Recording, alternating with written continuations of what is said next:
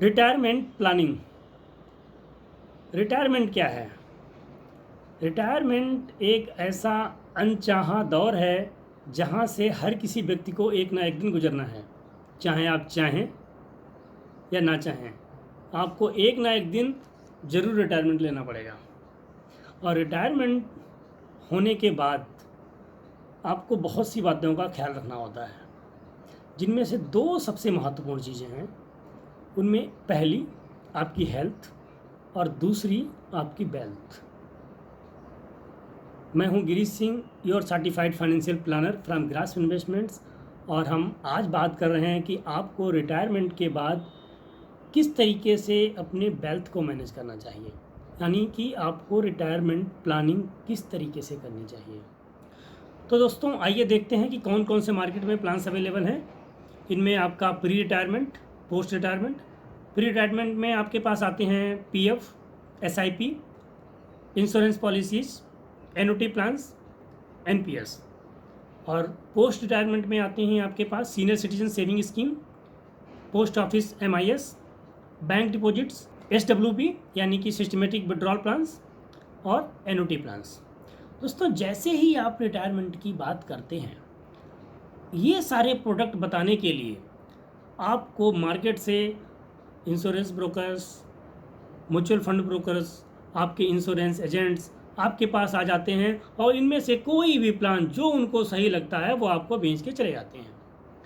आपको जो ध्यान में रखने वाली चीज़ है, क्योंकि आप रिटायरमेंट प्लानिंग कर रहे हैं, आपको ये लाइफ टाइम पैसा चाहिए। ऐसा नहीं है कि आपने 2-4 साल के लिए इन्वेस्ट किया और वापस कर लेंगे इसको, नहीं, आपको ये लाइफ टाइम के लिए चाहिए। तो आपको 3 बातों का सबसे ज़्यादा ख्याल रखना है और इनमें से वो प्रोडक्ट चूज करना है जो इन तीनों चीज़ों पर खरा उतरे।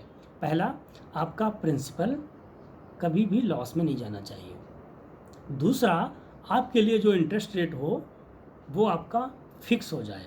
और तीसरा, जो भी इंटरेस्ट रेट हो वो आपका लाइफ टाइम के लिए फिक्स हो जाए, ताकि ऐसा ना हो कि सपोज करिए आप 80 साल के हो गए और आपको अब इंटरेस्ट मिलना बंद हो गया, या आप 80 साल के हुए हैं और आपका इंटरेस्ट रेट कम हो गया, तो पता चला आपको 8% मिल रहा था और आपको 7 मिलने लगा या 5 मिलने लगा। तो ऐसा नहीं होना चाहिए। इसीलिए इन तीनों बातों का आपको ख्याल रखना है। और इन तीनों बातों का ख्याल रखने वाले इनमें से जो इन्वेस्टमेंट प्लान्स हैं वो हैं सिर्फ और सिर्फ एनुटी प्लान्स। तो आप चाहे प्री रिटायरमेंट स्टेज पर हैं या पोस्ट रिटायरमेंट स्टेज पर हैं, आपको रिटायरमेंट के लिए सिर्फ और सिर्फ एनुटी प्लान्स ही लेना है। तो मार्केट में बहुत सारी कंपनीज़ के अवेलेबल हैं। मैं आपको कुछ एक नाम बताता हूँ, जिनमें से LIC ऑफ इंडिया का जीवन शांति प्लान, जो कि आपको इमीडिएट एनुटी देता है। तो पोस्ट रिटायरमेंट के पर्सन्स अपने पैसे को यहाँ पर रख सकते हैं। प्री रिटायरमेंट के पर्सन्स जीवन उमंग नाम की पॉलिसी ले सकते हैं LIC की, जो कि आपको लाइफ टाइम गारंटेड 8% इंटरेस्ट देती है। और जो हमने 3 बातें कही हैं वो तीनों फुलफ़िल करती हैं ये दोनों पॉलिसीज़, चाहे वो जीवन शांति हो या वो जीवन उमंग हो। मार्केट में और भी ऑप्शंस अवेलेबल हैं, आप उनको भी देख सकते हैं। आप में से अगर किसी भी पर्सन को ऐसा लगता है कि वो अपने प्रिंसिपल पर रिस्क लेने को तैयार है, तो वो maximum to maximum retirement planning के लिए 30% पोर्शन को इक्विटी में कर सकता है।